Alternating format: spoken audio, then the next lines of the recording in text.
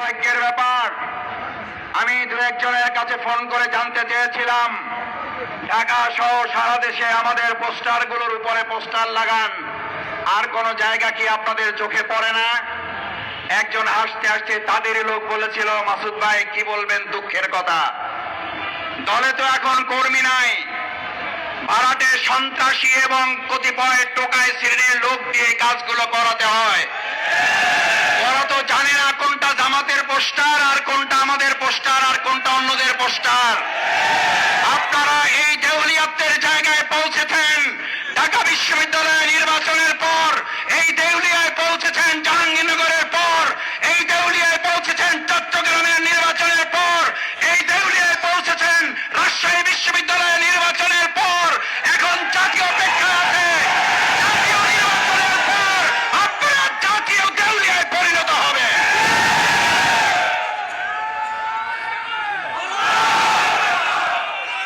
আমার ভাই এবং বন্ধুগণ, আমরা খুব বিস্মিত হই একটা দলের দেউলিয়াত্ব কোন জায়গায় পৌঁছলে।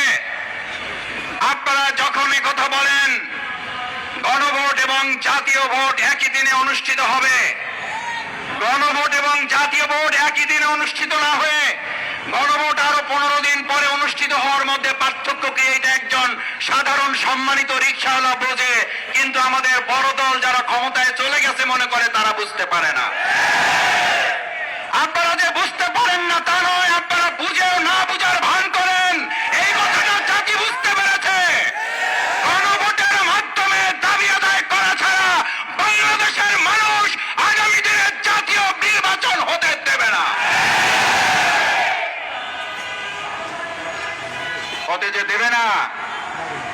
4টা বিশ্ববিদ্যালয় নির্বাচনের পর মাথা এমন গরম হয়েছে, এখন মসজিদে ইসলামপন্থী এবং দেশপ্রেমিকদের উপরে হামলা শুরু করেছে।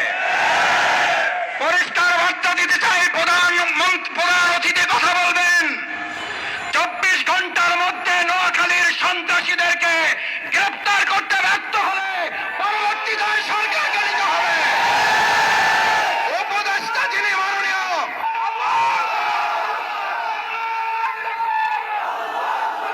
যিনি স্বরাষ্ট্র উপদেষ্টা আছেন, যিনি স্বরাষ্ট্র উপদেষ্টা আছেন, যদি আপনারা মনে করেন দলকানা প্রশাসন হবেন, দলকানা প্রশাসন মানবে না জনগণ।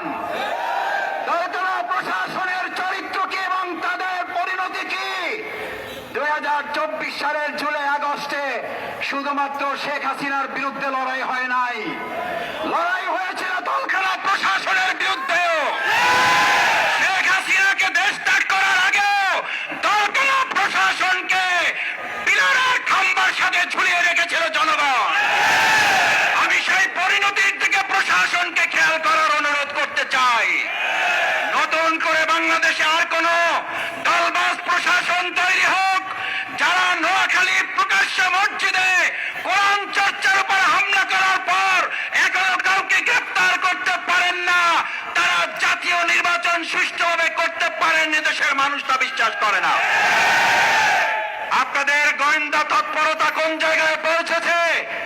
একের পর এক জাতীয় গুরুত্বপূর্ণ স্থাপনায় অগ্নিসংযোগ হচ্ছে, দুর্ঘটনা ঘটছে।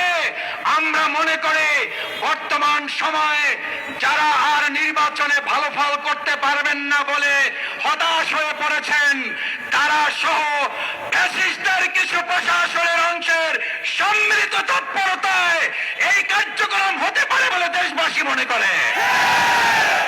স্পষ্ট কথা বলতে চাই, এগুলো বন্ধ করুন, না হলে আমার জুলাইয়ের মতো আমরা রাজপথে নেমে জনগণকে সাথে নিয়ে প্রতিরোধ করে তোলা হবে, প্রতিরোধে আগুন চালানো হবে, জনগণের অধিকার আদায়ের জন্য আবার জীবন বাজি রাখা হবে। সেই আহ্বান জানিয়ে আজকের এই কর্মসূচিতে এখন আপনাদের সামনে প্রধান অতিথির বক্তব্য রাখার জন্য অনুরোধ করছে আজকের এই বিশাল